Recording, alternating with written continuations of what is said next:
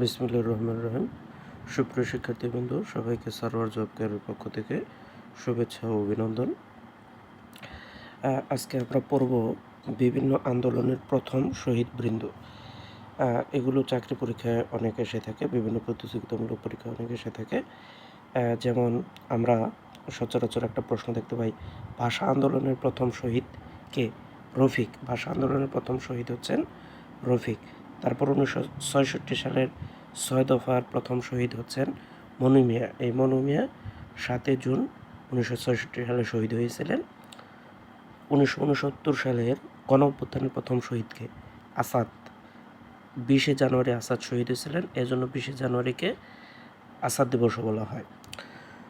প্রথম শহীদ বুদ্ধিজীবী ডক্টর শামসুজ্জোহা। তিনি রাজশাহী বিশ্ববিদ্যালয়ের প্রক্টর ছিলেন এবং তিনি প্রথম শহীদ বুদ্ধিজীবী। মুক্তিযুদ্ধের প্রথম শহীদকে? মুক্তিযুদ্ধের প্রথম শহীদ হচ্ছেন শঙ্কু সমাজদার। মুক্তিযুদ্ধের প্রথম শহীদ হচ্ছেন শঙ্কু সমাজদার। বীরশ্রেষ্ঠদের মধ্যে প্রথম শহীদকে? মুন্সি আব্দুর রব। ল্যান্স নায়ক মুন্সি আব্দুর রব হচ্ছে বীরশ্রেষ্ঠদের মধ্যে প্রথম শহীদ। তো আশা করি আপনারা সবাই বুঝতে পেরেছেন এবং এগুলো আসলে আপনারা সবাই খুব সুন্দরভাবে অ্যান্সার করতে পারবেন। ধন্যবাদ।